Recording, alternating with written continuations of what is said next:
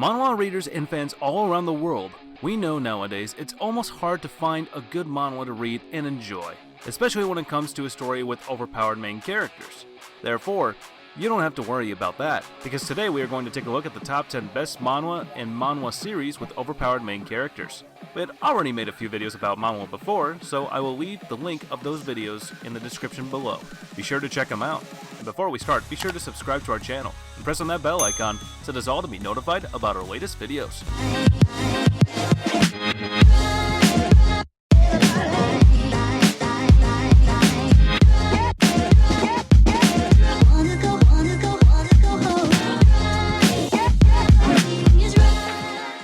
At number 10, we have Solo Auto Hunting. The world is under attack by monsters that are pouring from the fracture, and the hunters who hunt these monsters are now involved with the most coveted job in the world currently. One day, Oh Yun-sung, who works his hardest from day to day as a worker in a meat restaurant, awakens an ability to automatically hunt monsters with perfect techniques and physical prowess like in MMORPGs. When he presses a button, auto-hunting that appears in front of him. It's not all that good, to be honest, if you compare it with solo leveling, but it's still pretty enjoyable. It just rides on the wave of those overpowered Korean main characters fighting dungeon monsters. You know, the dead-faced black-haired dude. What makes these manhwa interesting is that they have great art and sometimes fight scenes. Also, it's fun seeing the main character beat up people and other monsters. And our main character never backs down for a fight no matter how powerful the opponent is. So go ahead and give it a try. At number 9, we have Fff-Class Trashero. Okay, so protagonist Kim Han-soo killed the Demon King after 10 years of being summoned in the fantasy world. Now it's time to be sent back to Earth. But the deities of that world that transported him there find his performance lacking because his personality score came out as F. So they decided to reset the world back to the moment he entered it. Now he is tasked to defeat the Demon King all over again. And this time, he's going to do it his way.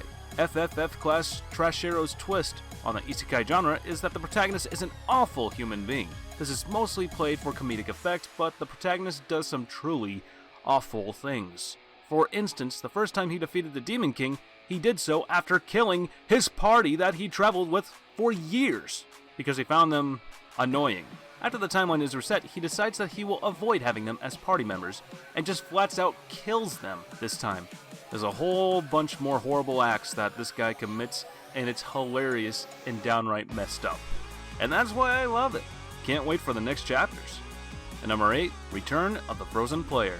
5 years after the world changed, the final boss appeared, the Frost Queen. If we can just defeat her, our lives will go back to normal.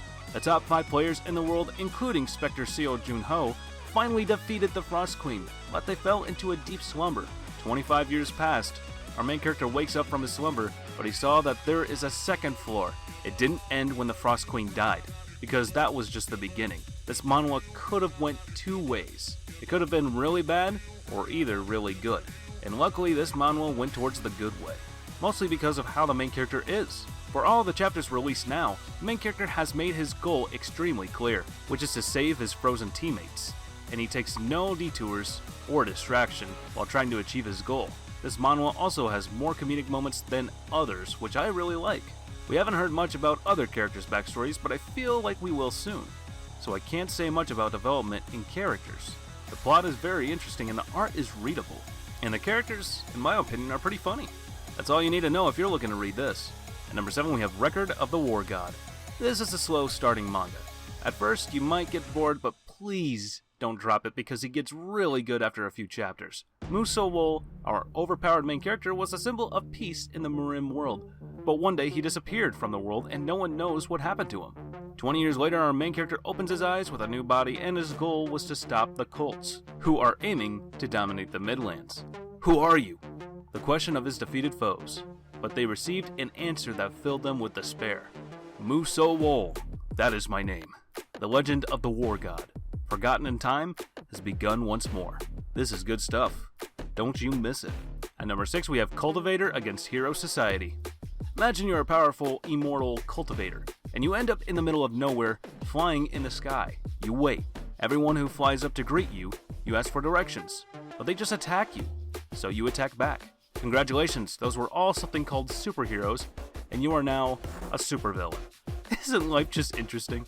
To be honest with you, after reading the first 6 chapters, I understand that I found a worthy opponent for One Punch Man. This manhwa is funny as hell. It has very nice art and a good unique take on the cultivation transmigration genre. If you enjoyed the One Punch Man anime, then you will enjoy this one too. At number 5, we have Reverse Villain. Jung-woo, our main character, is stuck in a reincarnation cycle along with his enemy, Shin-ryong. Ever since he was little, he had a dream.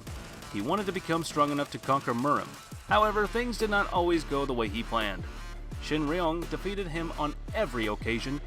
At this point, our main character had been reincarnated 5 times and was defeated yet again. When he was reincarnated for the 6th time though, he is born into the modern world. Being born into a new world changes his goal, as there is no Murim in the modern world. Yet, he continues training in order to defeat Shin-ryong. Ultimately, he prioritizes the goal of becoming stronger to defeat Shin-ryong while trying to adapt to this modern world where he has a family and goes to school like a normal person. The fight moments are just awesome. This is a great manga, and you should give it a try. Number 4, The Descent of the Demonic Master. The First Life. After a tragic accident losing his family and legs, he ends his own life. The Second Life. He earned fame as the Red Demonic Master, but was betrayed by the man he trusted the most. And now comes his third life. In his life back in the modern world, Gang Jinho decides to live a normal life. This isn't your typical manga where the overpowered main character battles new enemies and ventures off to save the world. The main character is just trying to live a normal life with overpowered powers, and it's incredibly entertaining. The dude's so dense about how overpowered he is, and the way everyone is shocked by how overpowered he is makes it just that much funnier. Of course, it might be a little boring and slow to pick up at the beginning, but once the secretary arrives, that's when everything becomes funny. It's honestly a nice break from reading mangas filled with dramatic battles from the beginning to the end. You get your dose of satisfaction from the awesome battle scenes and the reactions he gets from being overpowered. I highly recommend this one. Number 3, the max-leveled hero will return. Davy Al-Rune was the first prince of a very ordinary kingdom. His happy and peaceful childhood was shattered as the reality of his position hit. With the assassination attempt on his life, he falls into a coma where his consciousness and soul travels to the paradise of heroes, a place where heroes of old are gathered. He goes through hell-like training through the help of these heroes and returns back to his body. Upon waking up, he vows to get revenge on those who made his life a misery with the help of the powers that he gained through his training by the heroes he had been taught by. To some, I'm definitely overestimating this manga, but to me, it was absolutely amazing. It's just like your average story. Weak guy trains and gets strong powers. That's exactly what I like about it. It doesn't skip over certain topics that make you think, wait a minute, how did that even happen? It's got good pacing, and it's good. If you're looking for your average overpowered isekai manga, this is it. Number 2, the Tutorial Tower of the Advanced Player. One day, monsters appeared in the world, and with them, a tower. A tower that transported random unwilling people into it to teach them how to become a hunter through force. Only 20% of the people who disappeared into the tower came out. But those who do come out as hunters, possessing special abilities, the hope of mankind. Society changed. Guilds formed. Those who were lucky enough to be chosen and survived gained great power and wealth.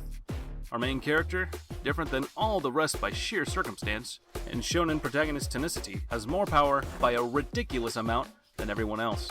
But people know about him. He's the overpowered guy who's cursed to stay in the tower and saved a bunch of us from dying like idiots. And a subject of rumor and debate on the outside world, this is the story of what happens after the curse keeping him in the tower finally breaks after 1,350 runs of the tower and 12 years in a loop where he didn't even age, but maxed every skill to the tutorial's limit except for magic. If you're looking for a well-written version of a done and done and done again cliche, with the similar themes of tower, dungeon, gates, hunters, and adventurers in a modern society, with an overpowered main character, look no further. You'll probably be hooked on Chapter 1. And number 1 goes to the SSS-Class Suicide Hunter. This manhwa is genuinely worth reading. It is set up on a hunter-based modern society that everyone is familiar with nowadays. But the show tactics, some plot twists into the story are totally new. The manhwa is about a bottom-of-the-barrel F-Class hunter who gains an S-rank skill, which basically makes him immortal. And when he dies, time goes back 1 day. Just one. Initially, I thought the main character was the biggest bitch, But after he killed himself 4,000 times just to shit on a dude he despises, I became interested, and it was awesome. I didn't get bored at any point while reading the first 20 chapters, so I highly recommend it if you like based on game system, manhwa, and manga. Looks like that's the end of today's list. Thank you everybody so much for watching. If you think we missed any that should have been on this list, then go ahead and leave a comment down below, as I'm always reading your comments. Also, if you're looking to support me, consider becoming a member of the channel, as I also make extra content, but for members only. Also, don't forget to like, share, and definitely don't forget to subscribe. As for now, I'll catch you later. See you in the next one.